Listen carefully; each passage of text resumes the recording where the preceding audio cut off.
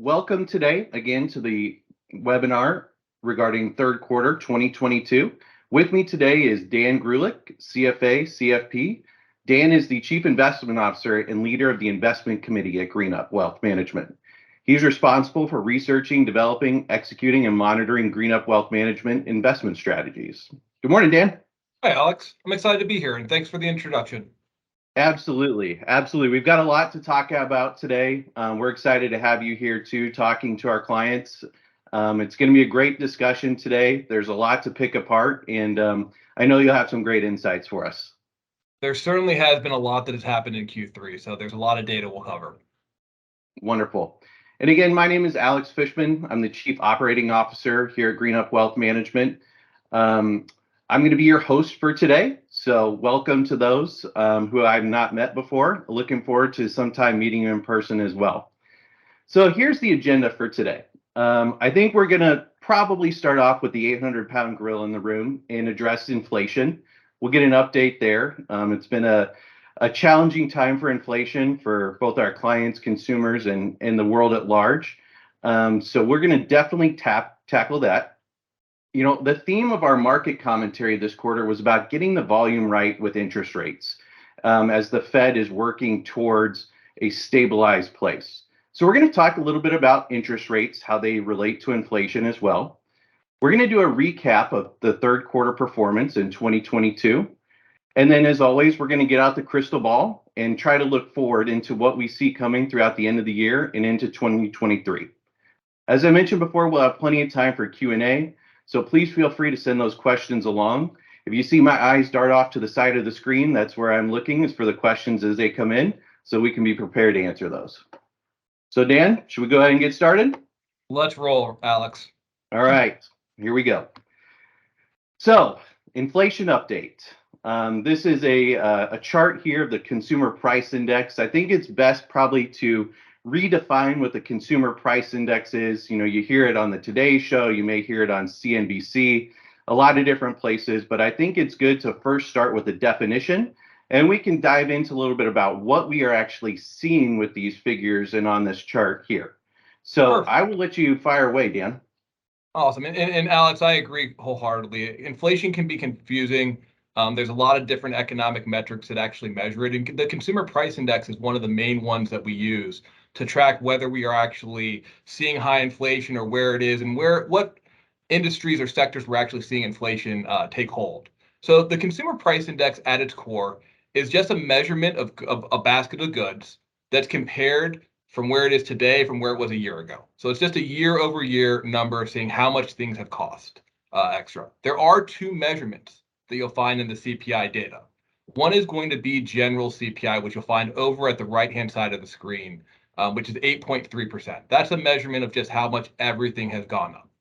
However, a lot of inflation is correlated or influenced by food and gasoline prices. So there is a measurement called core inflation, which tries to take energy and food out of the picture.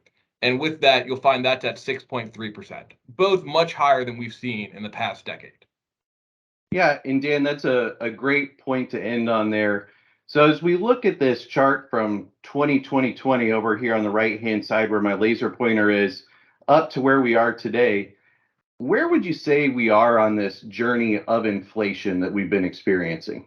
You know, that is the trillion-dollar question, Alex, I believe. And a lot of this does affect what the Federal Reserve is trying to do with raising interest rates and slowing down the economy and hope that they're also going to slow down demand and slow down inflation. But you can't see it very clearly on this chart. However, if you do notice at the CPI number, there does appear to have been a peak. And that's very early to be able to call that. But what we are looking for in the investment community is a peak for CPI so that inflation is no longer rising at as fast of a rate. And we do see it start to go down. It would be a measurement of what the Federal Reserve is doing with increasing pressure on the economy, or in other words, increasing volume as they increase interest rates, that what they're doing is actually working. I will say, Alex, it is very early to be able to celebrate on this item. It's just the first start of hopefully a trend that will occur into the future. And you hit the nail on the head. That's what I was going to bring up. We got an inflation number yesterday. How did that look in comparison to the trend, Dan? So there's two items I would like to point out there, Alex. One, to answer your question, which obviously I want to do, the trend is slowing down. I mean, the inflation numbers have been going down over time. We peaked at just over 9%, and we've been going down towards 8%, and hopefully we'll start to see the inflation or CPI numbers move towards 7% as we move into Q4 and into Q1 of 2023. You know, with that being said, inflation has been more persistent in every single reading that we've had in the last quarter. So it is going down, but the number has been higher than what we've seen in forecasts, and it does seem like it's going to be more persistent than the Federal Reserve has initially thought. Okay. Great information there, Dan. Thank you. So let's transition on and really start to kind of think about, maybe set some background and some context here in how we got into this inflation, spiral in the first place. So Dan, walk us through where this all really generated from. Where did we start with this? And it hasn't just been something that's happened, Alex, in 2022. This has been Mhm. something that we've been dealing with a couple of years. And it is a great question, because what happened from 2010 to 2020, where we saw little to no inflation, and then all of a sudden we saw this massive shift, and we're dealing with what could be considered 1970s to 1980s style inflation, which is the highest that we've seen in the U.S. I think there's really been four factors that you would find that's happened really starting since 2019. The first I would say is COVID. When COVID-19 hit, we saw the economy shut down and have to restart. And we also saw substantial stimulus from not just the US government, but also world governments to basically keep businesses running and keep people afloat as they shut down the economy. When you pair that together with the Federal Reserve, obviously at this point we can say being late to raising interest rates, they kept interest rates very, very low when the economy was doing well because they weren't worried about inflation. And then lastly, we have China turning on and off their economy, which is affecting supply chains on a routine basis. That is still occurring, although happening less. And the humanitarian crisis that we see in Ukraine with Russia invading and causing oil prices and general energy prices across the world to increase. So all of these factors themselves would have caused mild inflation. But when you combine all of them together, that's why we're seeing the higher and more persistent inflation that we're seeing today. And we are starting to see some, I would say, the beginning of some resolution to some of these items, but they are still very active in the current economy. Okay. Thank you. Great context, great explanation there. We're going to keep moving on here and get my laser pointer going. So the hot topic lately, obviously, interest rates. And here we have a chart that shows the interest rate increases that the Fed has gone through over the course of 2022. Dan, just kind of walk us through, what are your thoughts on the raises we've seen so far? I think with going over where we are today at 3.25% for the Federal Reserve funds rate, which is just the rate at which the Federal Reserve lends to banks, it affects our mortgages, it affects what we earn in interest at banks. When we look at that, we've went from really 0 to 70 miles an hour since the beginning of the year. So we've been talking a lot about inflation. From what I remember, back in around a year ago this time, inflation and the Federal Reserve being behind the curve, or the 8 ball, was the main topic in the media. Well, I think it's important to realize that nothing was actually done to combat inflation until March. And that was even a small volume increase. You could hardly hear the music at that point. Really, the majority of the pain or pressure that the Federal Reserve has tried to put on the economy to help fix inflation started in May, accelerated into June, and really accelerated through the third quarter, which is why we saw so much volatility in the last 3 months. But, from the slide before, Alex, for the CPI slide, at least initial indications is this is starting to work. Okay. So I guess what I'm thinking is, going back to what you were saying about the rate increases, how do rate increases impact us in our everyday lives? That is a fantastic question. I think we separate that between individuals and corporations overall. So I've mentioned with individuals, if you're a saver, it actually means that you're going to earn more money for not putting your money into the stock market. So you can earn more on CDs or going to the bank in interest rates or in bonds. at this point. But basically, you're getting paid for the first time in a decade for not putting your money at risk, which is a very nice thing for savers. However, on the other side of that coin, we have to think about corporations. And that's why you will always see this from an economic standpoint as a negative. So corporations are affected by interest rates increasing in really two ways overall. One is when interest rates are increasing, you're usually in an environment to where the job market is tight, or more or less, there are more job openings than there are people to fill those jobs. When that occurs, you start to see wage inflation, which we like. We're very happy when people are paid more, but there are economic theories that can talk about wage inflation driving overall inflation. And so whether that happens or not, if you're paying your employee more, you have a harder time hitting your earnings or maintaining the same profit margin. At the end of the day, sometimes you go out, Alex, to borrow money to keep your liquidity situation afloat, or in other words, to make sure that you have enough money coming in and that to cover what's going out. Well, when the Federal Reserve increases interest rates, that also increases the interest rate that corporations have to pay on some of their bonds and debt. So their employees become more expensive, borrowing money becomes more expensive. It just becomes more difficult to maintain your profit margins. And so it does slow down corporate earnings, which is what we're expecting to see going into this quarter. I think that's a good transition comment there, Dan. Let's move on to the next slide and take a look at this and really start to dive into the recap of the third quarter and what happened. And, I specifically chose this chart to look at for the reason that it's a little confusing. When we take a look at this, if we take a look over here on the right-hand side where my laser pointer is, just kind of walk us through, Dan, what we're seeing in this area. Because if we were to look at this, earnings being the blue line going up, we would probably expect the market to keep going up as well if companies are doing well, right? That's exactly correct. And I think that's one of the beauties of showing the slide for where we are right now, Alex. So I love that you included this. Overall, the black line is showing the performance or the price of the S&P 500, the largest 500 companies in the US. The blue line is showing you the amount of money that those companies have earned over that same exact time period.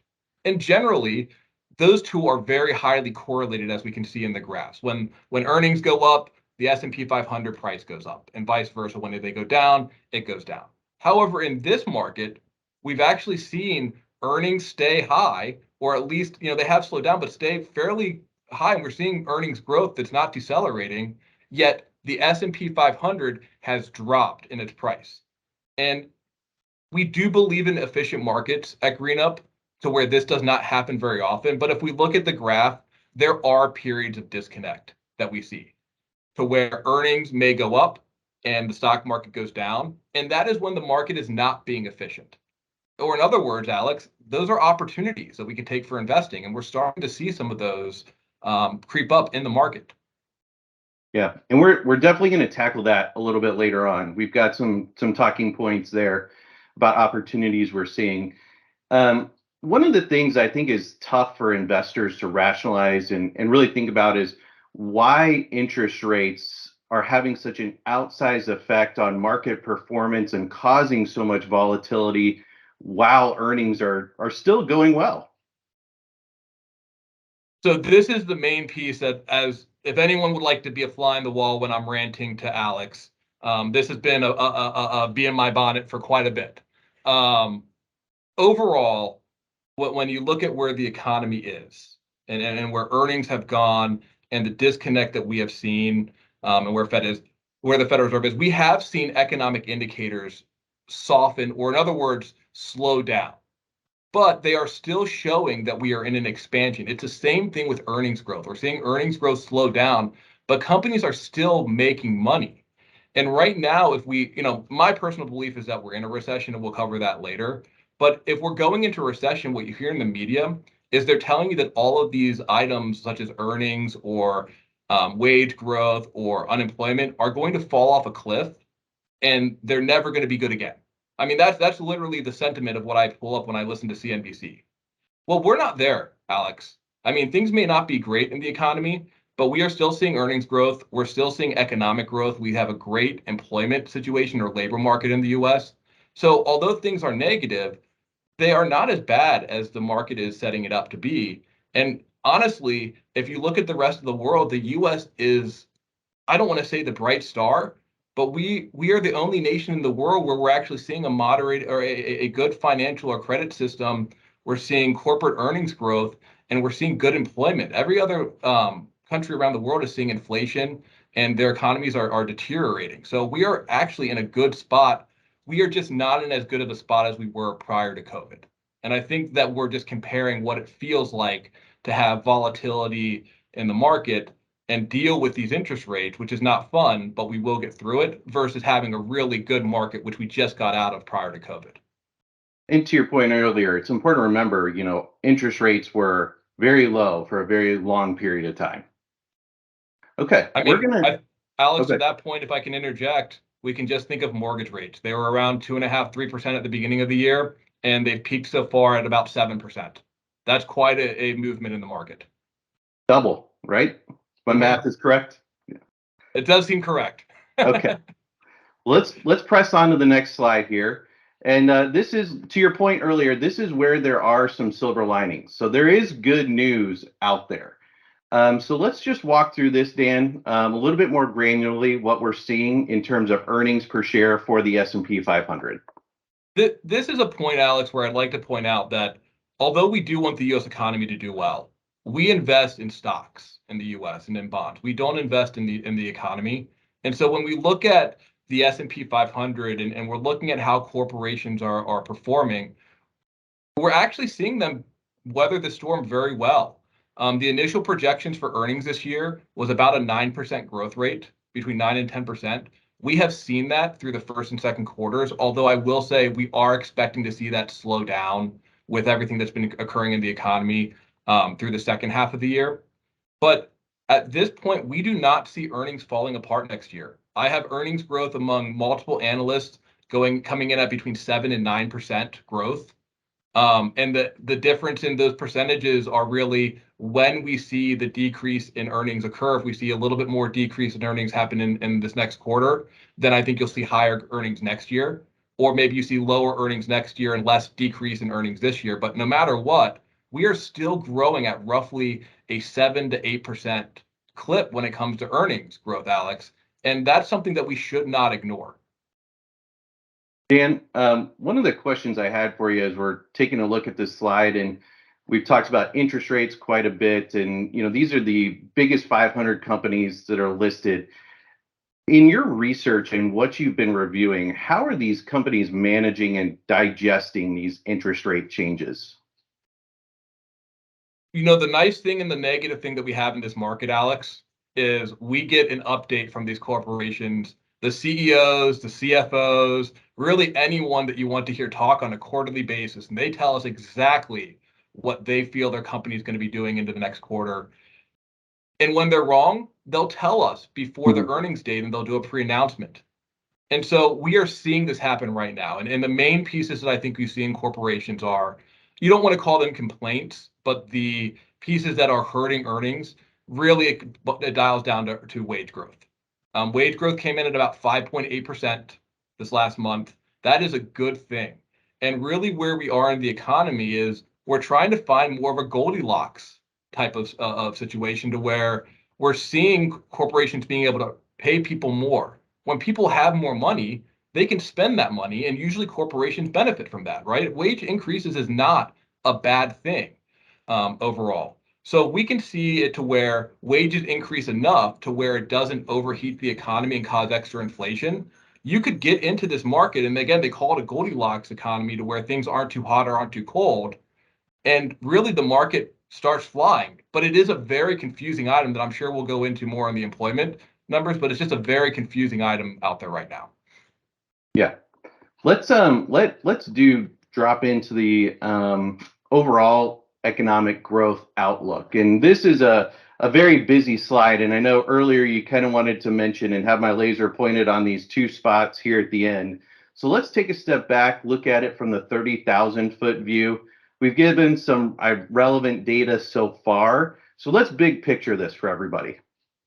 So we're in the fun cycle of an election season right now, Alex, and this does skew how the media reports this.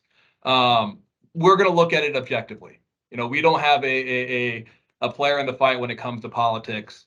We're going to deal with whether Democrats or Republicans or a mixture of the two are running the House or the country. When we look at GDP, which is the gross domestic product, it measures the growth in the United States economy on a year-over-year basis. And these are measured generally quarterly to give us an idea of where we are. When they do dip into a negative section, like we've seen for Q1 and Q2, it means that the US economy is actually slowing down and not growing. And when we see two of these in a row, it does tend to be a recession overall, which is a very scary word. And, it does make me laugh a little bit, Alex, because if I turn on, again, I'll mention CNBC or Bloomberg. I hear a lot about a recession in 2023, but I don't hear a lot about the recession of where we are because we're in a strange recession right now. We're in a recession where we're seeing corporate earnings grow. We're seeing unemployment or the labor force be in a very, very positive spot. But at the end of the day, we did see a contraction. And that's why we think we're in a growth recession, which is a much more mild recession. And we're rolling through this through 2022, and we're waiting to see what 2023 will hold. But things aren't great right now. They're just not terrible. And there is a lot of opportunity out there. And I think that's, at least from my perspective, and I think a lot of investors have a similar perspective. The hard thing to wrap our brains around is, we've got this area where things are not too hot, not too cold. We're in a pretty good space, maybe not great, but not terrible. And then trying to rationalize that against what the market has done this year.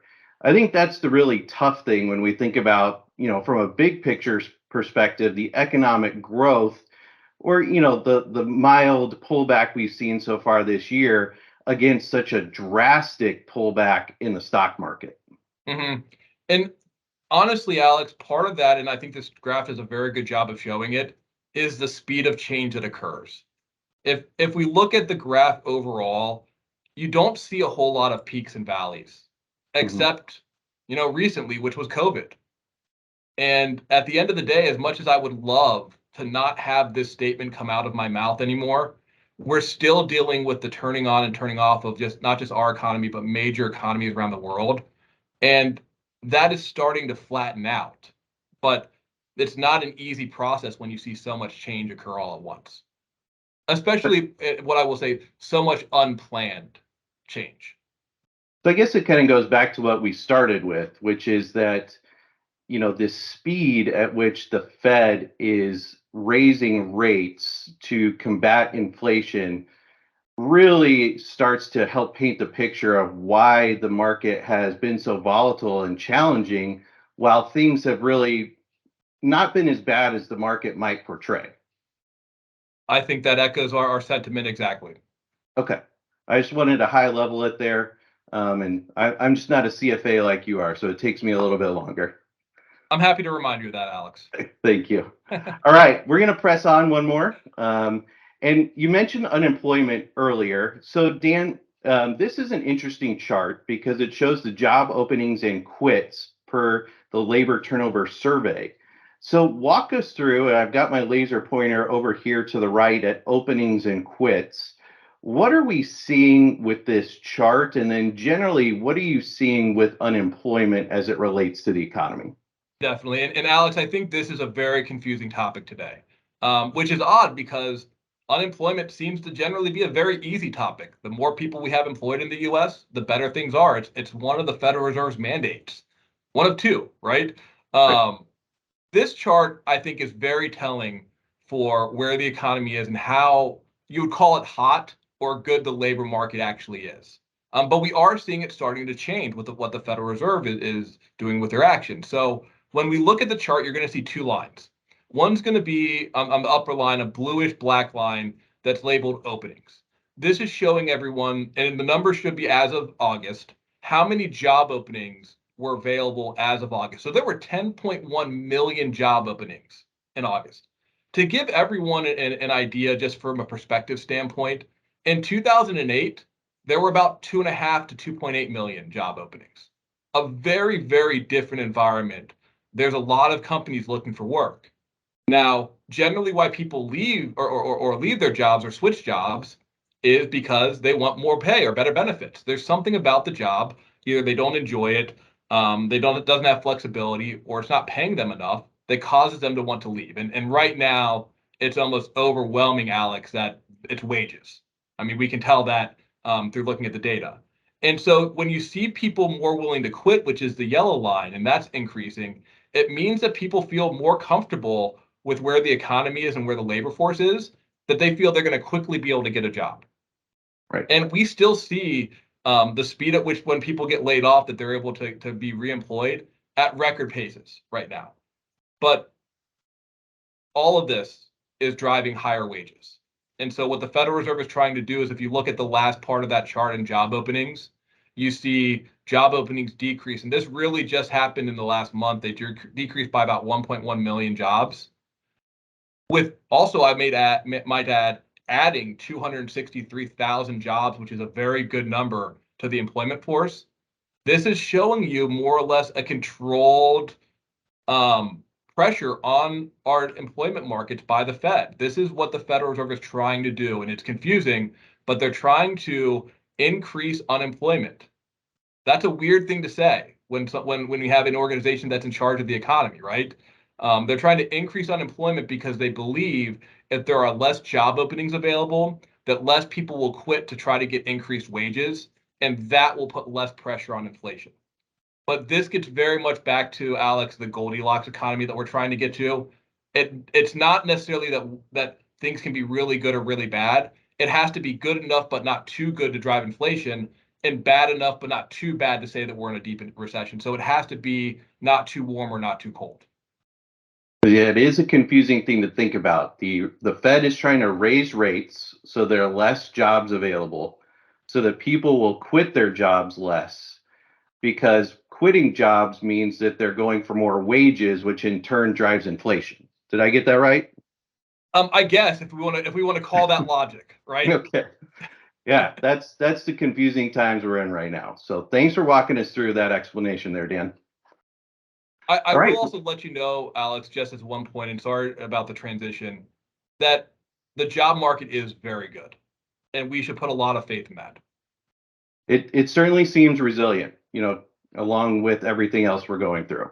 And Mm-hmm. another resilient piece that we just got data on today is the consumer, and the spending habits of the consumers in the U.S. economy. So some interesting, again, another little busy chart, but we're going to focus over here on the right-hand side.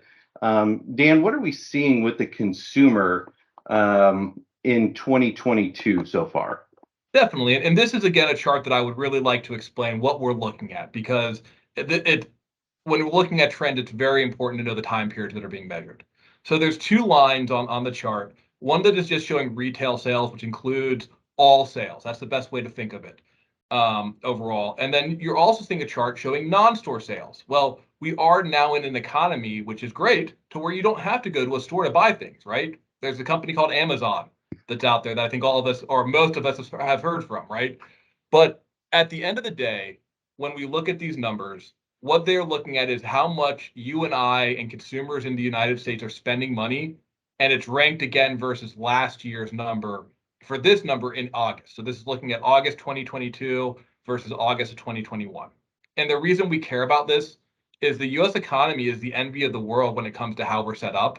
We are a consumer-based economy, meaning that the government doesn't spur us, although they do a bit with their spending, that we don't have to rely on corporations doing well. But at the end of the day, as long as the US consumer is spending money, the US economy is in a good spot.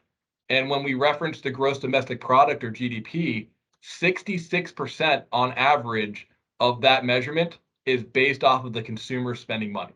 So if this measurement comes in good, we are generally in a very good spot. And it has been very positive, Alex, throughout the year. So one of the questions that came to my mind as we were looking through this data, Dan, and kind of looking at the interest rate side, looking at the unemployment side, looking at the consumer in general, is as we look at this data, what is the likelihood that consumers actually pull back on spending at some point and slow down. And this is a measurement, Alex, that if we look at the past data, it's very clear. And I think that everyone will chuckle a little bit when we describe the U.S. consumer, because I think we all know it in our hearts when we talk about it. So what this is measuring is spending growth, not spending. Mhm. So when we talk about a decrease in spending growth, you're still spending more than you did the year before. You're just spending it's just not increasing at as much of a rate at that point. So when we look historically at the U.S. consumer, and we can, I think the most accurate piece to look at, Alex, is the Great Recession. Right now, that would have been the tightest market in the last 50 years that we can see for consumer spending. You rarely, if ever, see consumer spending drop, but you will see consumer spending growth stop. And one of the pieces that I think we should think about with inflation is we are measuring everything off of how much we actually are returning after we take into account that goods have increased by 8.3% per CPI for the year. Well, if you're getting roughly 5 to 6% increases in your wages per year, Alex, a lot of times that goes right back into your spending in the US. And in the US, we typically don't change our spending. It's very rare that we drop it. We may change our spending growth, but what we will do is we're more than willing to take on more consumer debt. And when we look at the numbers right now, the wages have been able to essentially offset the majority of inflation we've seen this year so far, which has been a good thing. We have not seen consumer debt jump up, but it is something that we're watching, because the moment that that starts to increase, the moment we should start to see consumer spending growth decrease. But I find it very unlikely that we see consumer spending decrease. And remind me, Dan, what percent of our economy is based on consumer spending? Just 66%. Okay. So not a Small large number. amount. Yeah. Small number. Small number. Okay, great. So another piece to say that, things may not be as bad as being portrayed. And I think when people say, well, how do you get an earnings growth of 7 to 9% next year for estimations? Well, if people are getting wage increases at 6%, it's not that difficult to see how we're getting to those numbers, right? I mean, it's one of the reasons why asset values increase in inflation over a long period of time, and stocks are assets. Great. Well, Dan, we've covered a lot of ground in terms of looking back at data. We've looked at inflation, we've looked at market performance and earnings, consumer spending. Let's get out the crystal ball. Let's look forward here. I know this is your favorite thing to do. So this next slide we have here really shows, and again, this might be the busiest slide of them all, so I'm definitely going to use the laser pointer here. But what we're looking at are some forecasts of what we see in terms of economic results and potential interest rates. So Dan, feel free to talk us through this, and I'll point out anything you reference here that might be interesting for folks. Perfect. And Alex, as you said, this is a busy chart, but I do think it shows a very nice trend of when we talk about that we've seen a lot of change in interest rates through 2022, and that the reason that we're starting to get more bullish or more opportunistic with the market is because we're starting to see that rate of increase change or slow down a lot. This graph really references this well. If you look at the items that are, well, first off, we'll go through the items. There's a lot here. This is going to show GDP growth or gross domestic product growth that we're looking at net of inflation. It'll show what the inflation numbers are. It'll show what unemployment is expected to be. And then it will go down and look at what the Federal Reserve or the central bank rate is. That is what the measurement that we're talking about when the Federal Reserve increases interest rates. You can look at what you would get if you invested in a 3-month Treasury bill through the US, a 2-year Treasury bill, and a 10-year Treasury bill. So the reason these are on here, we probably won't talk about the Treasury bills very much, Alex, but these are good economic indicators of where the US economy is. If we look at, though, and this is where we'll use the pointer quite a bit, if you look at in any section, and literally you can choose any of these metrics, Alex, and if you look at the first white sections, which are where we have been, you should see the numbers being not very consistent at all. Whether you look at real GDP going anywhere from 7% to negative 1.6%, you can look at CPI being at between 5.4% and 9.1%, or what we're talking about quite a lot unemployment 4.7 to 3.6, or the Fed funds rate at 0.25% and now at 3.25%. So I think this shows a lot of the changes. And one of the things that the stock market and the bond market really likes is certainty. Rates can be higher than expected as long as we know that there's certainty that they're going to remain right around the same rate. So if we look at the shaded areas, this is our crystal ball. And maybe that's why they're shaded, because it's a little fuzzy, Alex, overall. But if you look at where we are, and you especially go to the item or the column that says 1Q23, which is the first quarter of 2023, across the board, if we look at these measurements, you stop seeing such volatility. And a good example of that is, let's look at GDP. There's GDP growth of 0.8%, 0.9%, 1.2, and 1.5%, which I will say, Alex, if people are saying there's going to be a deep recession next year, these are not recessionary numbers overall. If you look at CPI, instead of talking about 9 or 8%, we see it moderate from 5.8 to 3.9 to 3% to 2.8%, and no real huge jumps in between.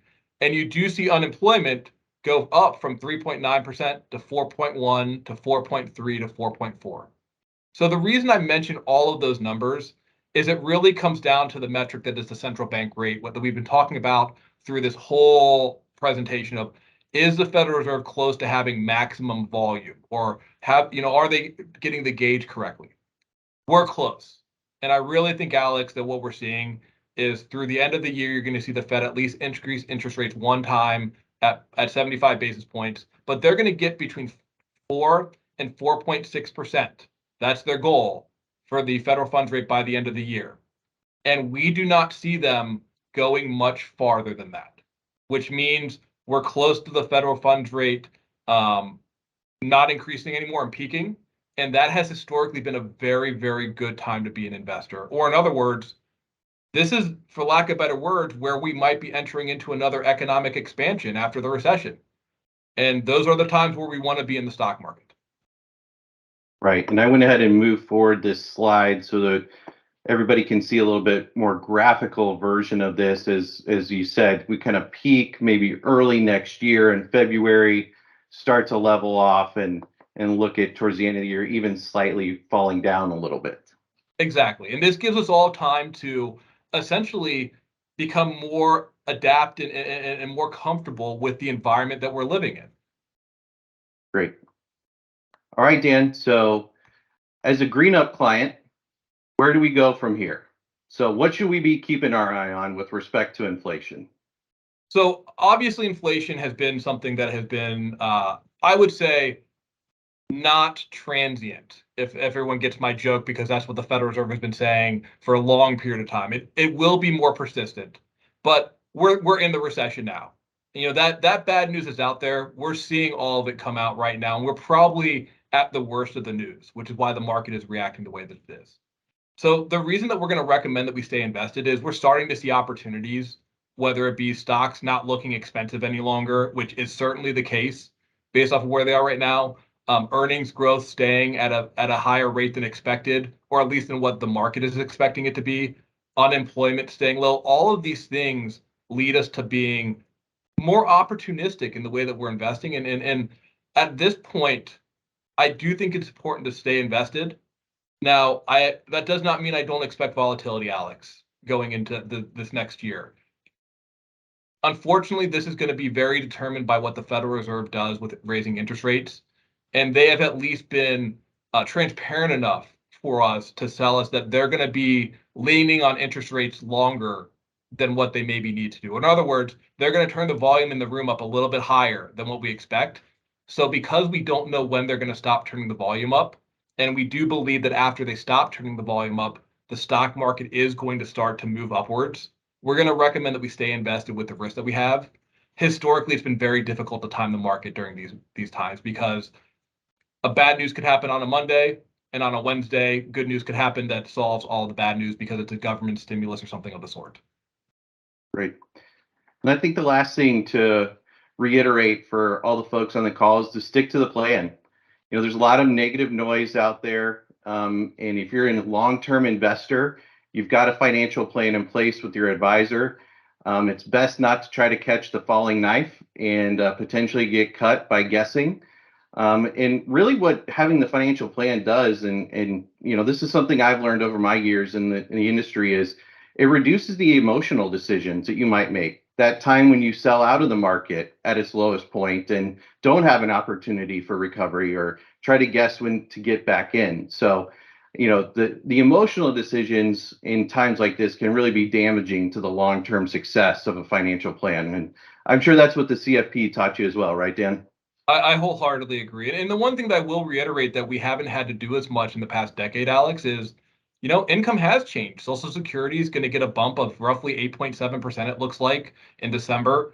If we go to the grocery store, I think we see that food costs have gone up. So people's budgets have changed, their Social Security amounts have changed, and it's always a good time to come in and update your plan and make sure that you're still on the right path. One piece I do want to address from a GreenUp perspective, Dan, is, how are you looking at our portfolios going into the end of the year, and through next year? So for the first time in a while, there's been a lot more certainty on what the environment is going to look like. That doesn't mean that we're not going to see volatility, as I said, and a lot of this is going to be dictated by where the Federal Reserve puts us with interest rates and how long they determine that the pressure is needed to combat inflation. But over the last quarter, things have become clear, and I will tell you, we started the year with stocks being expensive. They're no longer expensive. We started the year, and usually when that happens, it's because earnings do poorly. They have not.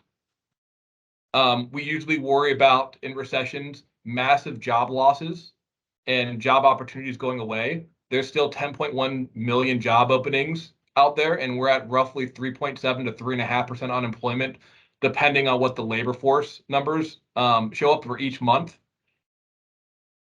I don't see any reason not to be opportunistic, Alex. I do think we're seeing a little bit of a disconnect in the market between where it's actually going to end up and some of the fear that's in the near term for what could happen with the Fed staying slightly more aggressive on rates than they, for longer than they should be.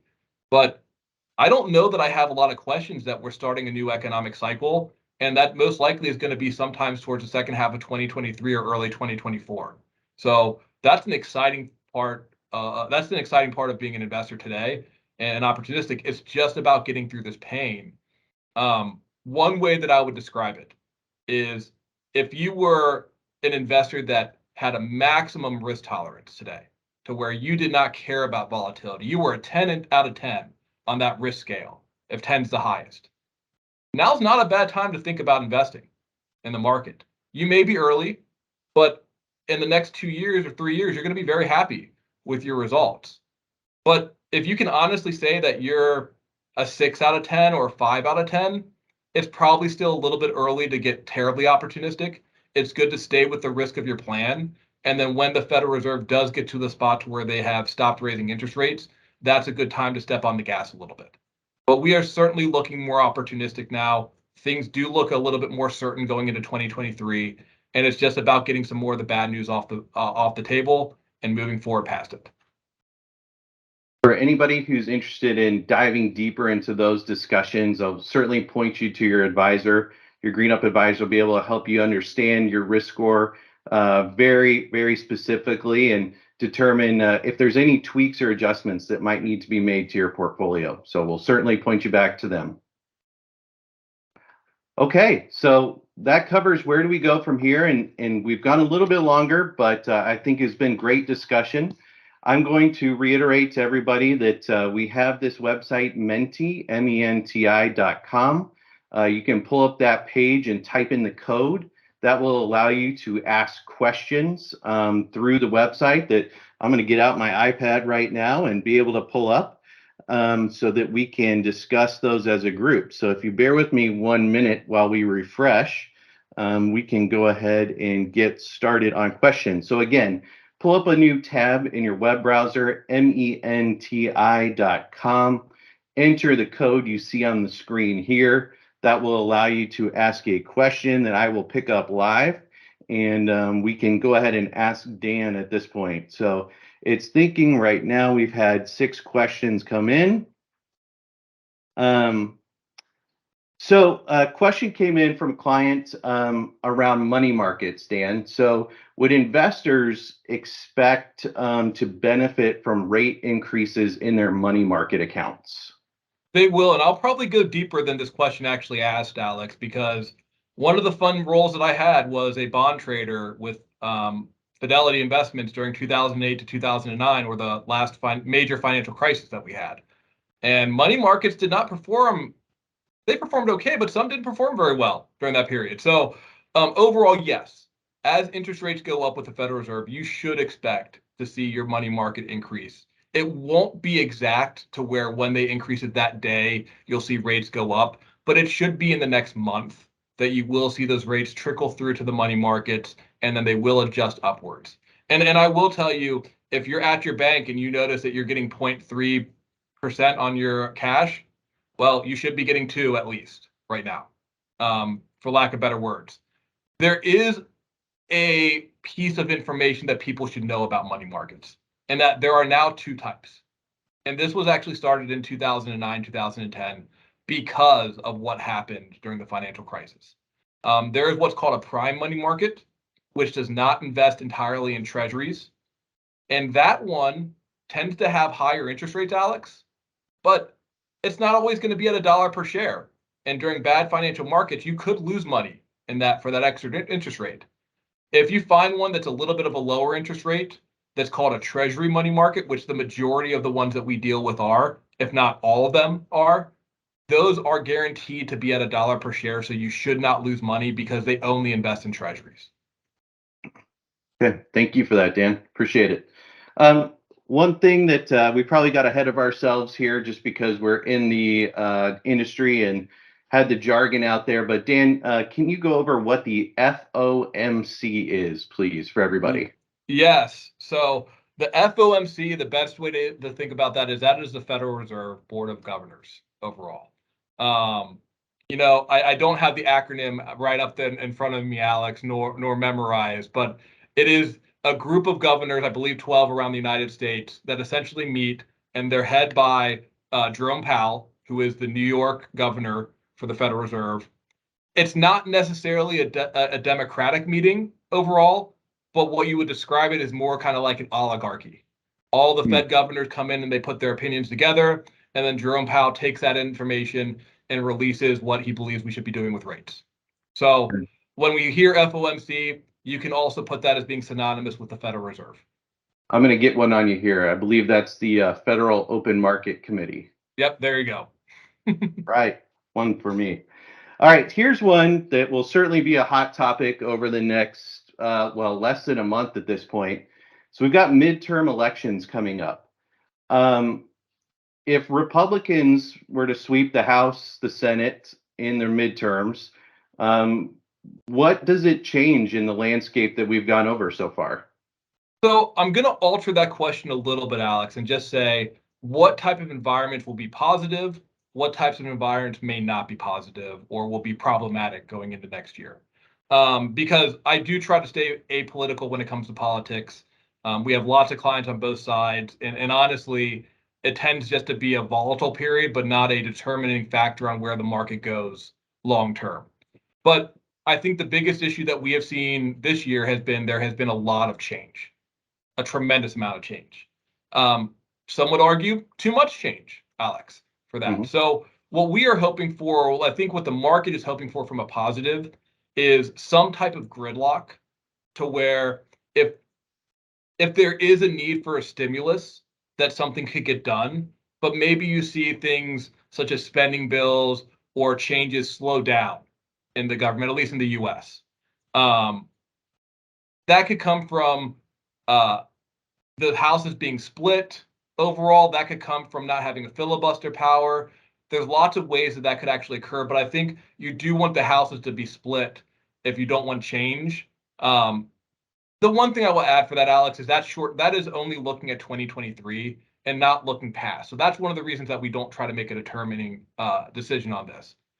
If you do see either party get overwhelming power, let's say the Democrats sweep the House and the Senate, or the Republicans sweep the House and the Senate and have a veto power, if you see them starting to change things that are already playing out in the environment, I think that would be a very big negative. I mean, that would be the equivalent of, we just saw this a couple weeks ago with England having their central banks raising interest rates and trying to make things worse or harder for the economy to move. And their government came in and did a massive stimulus plan for cutting taxes on corporations and individuals. Now, when I say massive, Alex, we do that in the US all the time, but we also are the world's reserve currency. The UK is not. And so the UK, they saw their currency, the pound, drop off a cliff for 3 days, which caused their central bank to reverse course from raising interest rates and start buying bonds. And then their government came out and said, you know, that idea that we had, Alex, it was a bad one. We're not doing it anymore. So in other words, you saw the market respond poorly to both the Federal Reserve and the government in England not talking to each other. Right. And so if we can have them work together, we're in a good spot. My guess would be that if we can have nothing be done, that's probably a better situation than hoping that we're going to be able to combat inflation by spending more money. Goes back to the idea the markets like consistency, right? They like consistency. And we just got certainty for what it looks like 2023 is going to look like. So taking that away would not be a positive. Okay. So we're going to dive back into your background just a little bit more. A question came in. So rates going up, they hurt bond prices, existing bond prices. So with the change in rates, and this kind of goes to our portfolios a little bit more, what has GreenUp done to manage increase in rates as it relates to the bonds in our clients' portfolios? So this is a great question. I will try not to be terribly technical. If anyone ever knows bond traders or people who are just in the bond market, if you want to talk about some of the more boring people to talk to in finance, you've hit the nail on the head. So we're going to cover a term called duration, which essentially is a measurement of how much time it takes you to get paid back for investing in a bond. That includes both your interest payments, Alex, and the money that you gave the bank or the company or the institution as the principal or the amount you invested. So that's important because if things change, it basically gives you your break-even point to where you'll at least have not lost money. However, all bonds, as long as they're still around, if you hold them till maturity, will cash out at what they were issued at, which the majority of the time is $1,000. So I bring that up because what you typically want to do in a portfolio that's where you're not investing in individual bonds, but you're investing in, let's say, ETFs or mutual funds or a group of bonds, is the control that you have is duration. How much duration do you have? So the longer that you have in duration, the more your portfolio will be negatively impacted if interest rates go up and positively impacted if interest rates go down. If you have less duration, you won't see quite as much movement in your portfolio when interest rates change, but you also get a lower interest rate generally. So this was actually something that we started to do last year around this time. So last year in October, I love talking about this, Alex, because it's something that we've done very well. So you know how this is a topic that I will talk about all day. But we actually lessened the duration of our portfolio for the bonds to half of what the benchmark was or what the U.S. bond market was at the time. And so during all of this volatility, we still saw our bonds decrease with interest rates going up, but they did not decrease at the same rate at what the market did. And we substantially outperformed in any of our fixed income heavy portfolios because of that. However, right now is not the time to be lowering duration. That was a year ago, and that was through this year. At this point, when we look at rates, it does look like they're starting to stabilize. And if people remember the graph, Alex, that you had up with the federal funds rate, it started to slant downwards overall. So what we started to do, and this was actually in our last rebalance, is we started to increase the duration. We're still about 75% of the duration of the benchmark. So we're still much lighter than the benchmark because rates are going up. But I will tell you through the next 6 to 9 months, we're going to be adding duration back into the portfolios to be paid a higher interest rate because we're not as worried about interest rate increases, let's say after Q1 of next year. There's kind of a tack-on question to this that, why are bonds down so much, especially since they mature and bondholders get their initial investment back? So Dan, I don't know if you want to speak to that. It kind of goes into the ETF mutual fund side of it, the pricing, those types of things. So I think what I'll point out is the differences overall. A mutual fund is a basket of bonds, and I think or an ETF. And the important thing to realize with that when you have fixed income ETFs or fixed income bonds, Alex, is the manager of that, even if it's an index, is trading them. So you are not holding the bonds till maturity in those. And that is an important distinguish to why you see the price change. Where if you're holding a bond, yes, as long as you hold it till maturity and that company or institution is around, you are perfectly fine. Now, that is a reason why some people like investing in individual bonds. It's why we offer the strategies overall, Alex, for individuals to look at. It's the reason why they don't like individual bonds is more work. It's not as diversified. You typically get a little bit of a lower interest rate in individual bonds, but you do gain that certainty that as long as you hold it to maturity, you won't lose money. Where the bond mutual fund is more flexible, you can trade them a little bit easier, or the bond ETF, but you're going to get a little bit of a higher interest rate. However, you're going to pay the manager a fee. And like we said, they're trading the bonds. So if you see extreme movements in interest rates, unfortunately, if they go up, you'll see that ETF or mutual fund of bonds go down in value. I will tell you, and this is hopeful for our investors because it has been painful for bonds, is because most mutual fund investors and ETF managers for fixed income know what's going on right now. They don't want to sell their bonds that they believe are going to come back up.